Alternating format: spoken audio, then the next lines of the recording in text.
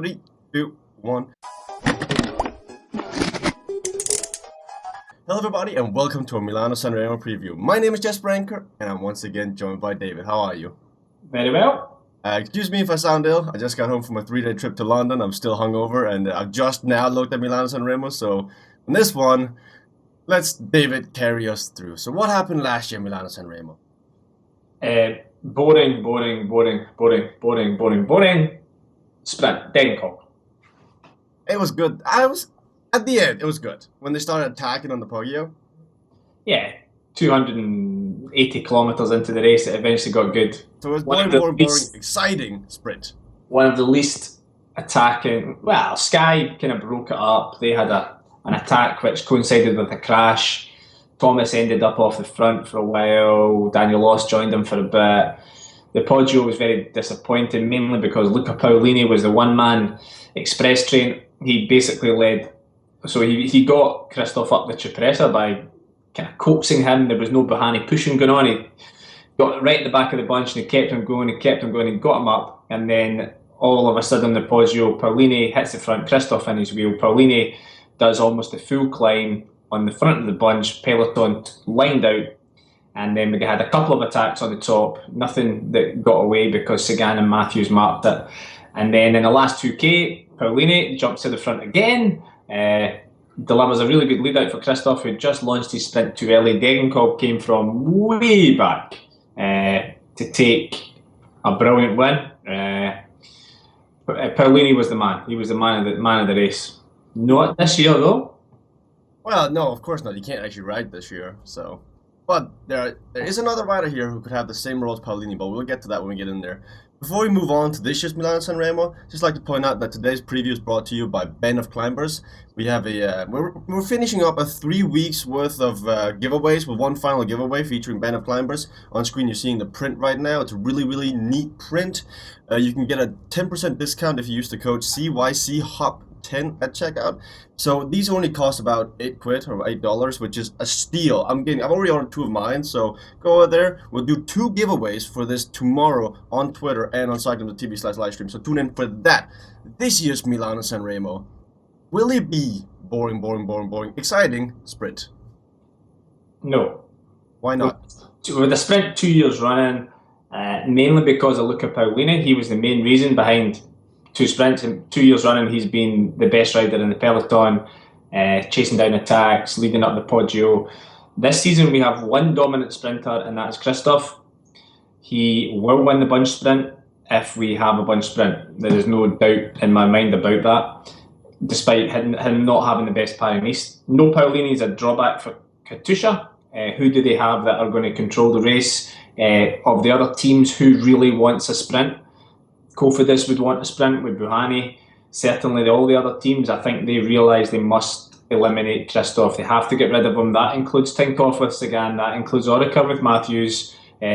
These riders will not win a sprint against Alexander Christoph. So they have to be creative. They have to drop him, or if not drop him, they have to seriously hurt his legs. And then we have Cancellara, we have Kwiatkowski, we have Stibar, we have a number of the biggest teams here don't want a sprint. So it's going to be a very hard day in the saddle for Katusha. I even think we might get some longer range attacks that we haven't seen in the last couple of years. The Cipressa, which has been disappointing in the last couple of editions, I think we could see some attacks going there, especially from a rider, say, like Vincenzo Nibali. Just fixing out some issues right now on stream. But yeah, you mentioned Paolini was the best rider last year. Our rider of the month for January, Daryl Impey's here. I see him having the same role as Paolini. Couldn't he just pace down attacks, work for Matthews? Because in my mind, he's the fastest sprinter here after a long day in the saddle. He's not faster than Christoph. Look back to Paris-Nice. Look back to the sprint on the Mont Ventoux day. Long day in the saddle, tough race. It's not even close. Matthews is not close to Christoph when it comes to top-end speed. Now, after 290 kilometres, there is a chance, but last year Christoph launched way too early and still was only just beaten by Degenkolb and managed to hold on for second place. But last year he was really dominant. Christoph going into this won pretty much everything. Matthews, if you look at his form in Paris, undoubtedly better than Christoph. Form is better than Christoph. However, I still don't think he will really believe that he can beat him in a flat-out sprint. I see a lot of talk about one certain Fernando Gaviria showing up real big, but people are saying the 300 kilometers or close to 300 kilometers are going to be rough for him. Does he have a chance here? I say no. As viewers will know, I'm a huge fan of Gaviria. 300k, first race, no. Not happening. No way. Well, I like his teammate though, Shrik Stibar. He was 7th year or 2 years ago, I think. So good attacking option. One concern I have for Stibar is that the other day in Tirreno in the uphill sprint where Van Avermaet won, Kwiatkowski actually gapped Stibar, who was on his wheel. Not tremendous sounding form, if you ask me. Kwiatkowski launched a long sprint. Stibar's in his slipstream, still got gapped. Kwiatkowski's a good shout though. Team Sky looking strong. But that's one specific example to look at, because if you went a few days earlier, you look at stage 2, where he was definitely the strongest that day. So it's kind of what you look at. When you say that's more important to look at the stage he won over the stage he lost. Or look at Strade Bianche when Cancellara kept him at bay going up a hill, which would normally suit Stibar a little bit more than Cancellara. His stage win in Tirreno was outstanding. He does have a fast-ish sprint compared to some of the other kind of punchers. Ethics do have a strongest team here. Never brilliant in this race. Bonin always disappoints here. Sometimes he's had bad luck and crashed as well. I don't see Ethics being the normal dominant force you would imagine. Wait 1 week and get to Belgium, and then we'll see Ethics dominating. Before I cut you off, you were talking about Sky, Geraint Thomas, Kwiatkowski, Ben Swift, Eli Viviani. I like their team. Looking really strong. Thomas obviously won Paris-Nice despite some scary moments in the last stage. Like Kwiatkowski, really seems to be coming back into some solid form now. Race suits him. Attack up over the Poggio. You need to be a good descender. Tight technical descent before a 2.5k flat run for home. So you need to be a good pipe handler, accelerating. You need to also be able to TT. Kwiatkowski ticks a lot of boxes there, and as well know he is a tremendous one-day racer. I just like Ben Swift. The year that Christoph won, he finished 3rd behind Cancellara, and we all know the love for Ben Swift in this show and on Cycling in general. I think they're going to go well here. But the reason that Geraint Thomas won to most people is another rider is riding for Lotto Soudal. I want to hear your opinion on this. It was what Tony Gallopin did, was that justified on the final stage of Paris-Nice? Yeah. I agree with you full-hearted. Listen, people want cycling to be expressive. They want riders to be entertaining. They don't want plastic, cardboard cutout riders. What we had in that moment was one person deciding to help another person, a person who he likes. Now that is a huge part to play in it. If Gallopin thought that Thomas was an arsehole, there is no way he would have pulled for him. But he knows Thomas, he likes Thomas. Wellens was off for the front, so some people were criticising him for pulling Thomas back and then potentially Wellens getting caught, but that didn't happen. Gallopin won the sprint behind, so if Wellens did get caught, then Gallopin would have won. I just think it was a perfect example of what I like in cycling, where somebody helps another rider just because he likes them. And he defended his 9th place or 7th place in GC or something like that. So it kind of made sense in that point. But this is cycling. You can do whatever you want, really. And in the end, the result was the same. So I don't see why people were going out and hating on Gallopin. We've said it before. Gallopin's a classy rider. He's a classy guy. That was a class move. What are his chances of winning here in Milano Sanremo? Because he's finished top 10 before. It's going to be hard for him. Lotto arrive without greipel, their natural team leader. Like a couple of teams, they have multiple captains, which usually doesn't go particularly well.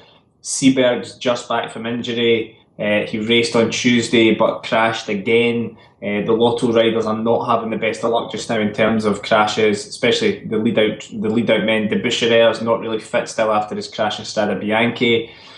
Wellens is going well, clearly. I think in all the stuff about Thomas winning, people have forgotten just what a magnificent performance that was by Tim Wellens in Paris-Nice. He was solo for a very long time. Tremendous effort from him. He has a chance. Gallopin has a chance, but it really does depend on if we get a small group of 5 or 6. Gallopin is a quick sprinter, but then again, so is Cancellara, Sagan, Matthews. It's hard to imagine Gallopin arriving at the line without one of those riders I've just mentioned in the same group. And if it is that, then he can't win. I'm also hearing it's going to be a heavy headwind towards the finishing line, so that's going to deteriorate the late attackers from actually having a big shot at winning the stage because the peloton will be going faster. But I look at Movistar and I see a familiar name that I've not seen in a while. Carlos Betancourt is back. What do you think of that? He's also been called Fettencourt. That's unfair. That's unfair. I know, but boys be boys. I have to say, I did break the news that he was back in Spain last week on Twitter, thanks to my famous cycling moles out there. What can I tell you? It's been, by tomorrow, it will have been 292 days since Carlos Betancourt raced, and there are 291 kilometres in the race. So there's a weird stat for you stat fans. Betancourt is here. He's not ridiculously overweight, so the person who told me that he was back in Spain was out with him riding, and he said he's a little bit over race weight is what he said. The thinking was Movistar were going to bring him over, put him up in a house with his family. That's not happened. He's still in a hotel in Spain, so it might take him a little bit to get going. In all seriousness, though, looking at the team, you got Mr. Consistent, you got Lobato, Dia Quintana, Ventoso, Visconti. It's stars back. I'm looking at the team and I like it. It's not a bad team. Lobato had to pull out of Paris-Nice because of injury. He would be their usual card to play in this race. Doubtful because of how he's recovered from his injury. Few more riders and we'll move on to the star list. But I'm looking now, dimension data. Eva Bosenhagen or Mark Cavendish? Or both. Or both? How would that work out? Or both. Cavendish has been written off. People haven't learned. You don't write off Mark Cavendish. Now, he's been saying, I'm out from the track. I obviously didn't have good legs in Tirreno. He's kind of playing down his chances of success. Former winner of this race. Taking a win here for Dimension Data would be enormous. It would be huge. He has a chance. You cannot write him off. He knows how to win in this race. Last season, he was dropped on the Poggio with greipel with about a kilometre to go to the top. Arguably, he's not in as good shape as he was last season, mainly because he's got a little bit of focus on the track. Bosenhagen would be your card if Cavendish gets dropped. I don't think you go into the race saying Bosenhagen will be your sprinter, because Cavendish, if he gets over the climb, then he has to be your man. Reinhard Janssen van Rensburg, another potential rider who could go well here. Nathan Haas should make it to the finish as well. So Dimension Data will have numbers. Steve Cummings' win the other day was tremendous in Tirreno. It just shows you what you can do if you have a fast sprinter, but you also have riders to chase. Cummings was playing the perfect role. I can't work because I've got Bosenhagen, and then 3k to go, boom, off he goes, and he goes and wins the stage. That's what you need when you've got a very fast rider like Bosenhagen. That's what, say, a Peter Sagan has never had. He's never had a team that can support him with great numbers towards the end of a race. I hope Cavendish is in the mix, because I like it when people write him off. See, if you watched our preview show, you know that Cummings was bound to win the stage one of these days. Sure, you're not there what I'm talking about. But yeah, Sagan, he moved over to Tinkoff to get more support, but he's never been more isolated. Like, he's really in struggle to find somebody to be with him near the end. And that was evident over in Tirreno. What are his chances here? Gatto's going well. They brought Oscar Gatto over this season from Cannondale. He used to ride with Sagan. They're good friends. Gatto is going strong. I've been impressed by his performances so far this season. Benatti doing well. Adam Blythe's a strong rider. They've got Bodnar, they've got Kreuziger, they've got the old man of the race, Matteo Tozzato, who must be about 93 years old now. It's a strong team. They should have somebody to support Sagan, but I'll go back to it. I'll say it again. because you didn't believe me. Sagan, Matthews, they cannot win the bunch sprint if Christoph is there. It just isn't going to happen. So Sagan has to be attacking. Now, we all know Sagan is attacking. That's how he won the World Championship. He could have waited for a bunch sprint that day and took his chance. He didn't. That's what people love about him. We want to see riders doing this. You know, to win a race, sometimes you have to be willing to lose a race. And that's what Sagan's got. He's got the balls to go for it. He gets criticised when it fails. He gets praised when it works. So he's currently world champion because of one of those bold moves. He's going to go in the attack. He has been so impressive this season. Still not got a victory, which is crazy considering his performances have been awesome. You know, fair enough, he hasn't won the final sprint yet because I think he's still operating at 90%. When he gets up to 100%, he is in frightening form. The way he moved across to the front group in Umloop was incredibly impressive. The way he performed in Tirreno was outstanding. His time trial was impressive. Sagan is looking so strong. And when he finds that extra 10%, then boy, everybody else is going to be in big trouble. I don't think it's here. That extra 10% is going to come for Flanders. So he's just getting there just now. But I would expect to see Sagan attack near the top of the Poggio. I'm not sure about that. If you've been following Oleg Tinkoff on Twitter, you see him saying that if we don't win tomorrow, we're going to go out there and we're going to give them all 10 lashes each. So I'm thinking he's going to be about 95% here and looking for him to he's top 3. Last team before we move on to our star section, Trek Segafredo. If you look at the Palmares of having Cancellara, at this race, it's insane. What do you think of his chances of going out in his final season and taking one more Milano Sanremo victory? Huge. You know, in our Strada preview, I did tell everybody what wattage he was putting out in the Algarve TT, which was frightening. He then went on to show that in Strada. He then went on to show that in the time trial in Tirreno. Cancellara is in, it's hard to say he's in the form of his life because his career has been so good. He certainly is back to his very best, if not better than he ever has been before. And when you think about how good Cancellara has been before, that's an incredible statement to make. He is so strong. He is looking really lean and thin. He has the hunger. He has the desire. He's got a great chance. A great chance. He's the one that everybody's got to fear because when he attacks, there is no guarantee you can follow. See, I love Spartacus. I really hope that seeing him win in Strade Bianche, seeing the celebration after the finish line just warmed up my heart, and I want to see the same thing here in Milano Sanremo. I just think it's going to be really, really tough. And with that in mind, let's move on to the star selection. Bear in mind, guys, we're going through this pretty quickly because this is being recorded at midday. Not very usual for us, but you know what? We just got to get through it. So, for your one-star riders, let me hear it, David. I've just got a wee Tim Vellens is out. Oh, yes? Yeah, got one of my friends on Twitter just telling us that he's pulled out due to sickness. Actually, I knew that because my first cycling start list is up to date. I was just waiting for you to point it out because I wouldn't be a cruel man today. See, there you go. Just like Lee Howard said, best start list software out there. 1 star, Cavendish, Kwiatkowski, Nibali. Nibali, we haven't mentioned him yet. Love Nibali. He's in great form just now. Frustrated by Tirreno. Can put in a big attack in the Poggio. Possibly the best descender in the world. That's quite a stiff competition he has there with a few of the other riders that are actually here.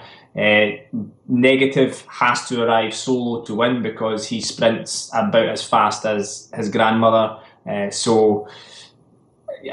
Nibali in form. He won his first monument last season in Lombardia. I wouldn't put it past him to go again tomorrow. See, I've gone very sprint heavy on my stars list because I think it's going to come down to a sprint. I don't think a solo group will go away in the end, but I'll probably be proven wrong tomorrow. Greg van Avermaet, Fernando Gaviria, and Nacer Bouhanni. Nacer Bouhanni right now, he was like 7th last year. I think he could be one of the surprises. I called him on Paris-Nice, he won that first stage. Nacer Bouhanni here is my man to watch out. He can get over that final climb, and in the end, he's actually got a quite a good punch at this time and moment. Greg van Avermaet just won Tirreno Adriatico. Pretty happy about that. And Fernando Gaviria, his top speed right now is really, really, really high. I just don't know how we go with 300 kilometers, but I just want him on my star list so I can say, hey, at least he was on my star list. Because he's got a good chance. You gotta admit that. If he can actually get to the finishing line, he's fast. You won't admit that. He's not got a good chance. Sorry, he's not got a good chance. See, that is exactly why you want him on your star list. So when tomorrow comes, we can say, look who's right. Me. It's a small gamble, but it'll pay off big if it comes through. Your turn. Right, 2 stars.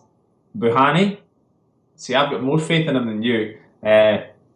Who would have thought that after Paris-Nice we'd be talking about Buhani being the top sprinter of the race? Cofidis have got it right. You know, they've managed to put together a very strong-looking sprint train. Christophe Laporte is doing one hell of a job in there. My concern is that Buhani will be left all by himself after the Poggio. Not many of their riders have a track record of going deep into this race. Buhani will go well. But to win this race, he does need a lead-out man like Laporte. So his team will be very important. And, you know, it's the same as we watched in Paris-Nice. Teammates are worth their weight in gold. You know, in races like this, if you've got 2 or 3 teammates left at the end, you're just about guaranteed to finish on the podium if you are a fairly good sprinter. So it will depend for Buhani on his teammates. Peter Sagan is in the 2-star category. And also I'm going for Greg Van Avermaet, because in the form that he's in just now, he will take every opportunity that's going. Great win the other day in Tirreno, has gotten the better of Sagan twice now already this season. It'll be fun to see him attack. He has to attack. He will attack. It's just a case of whether that attack works or not.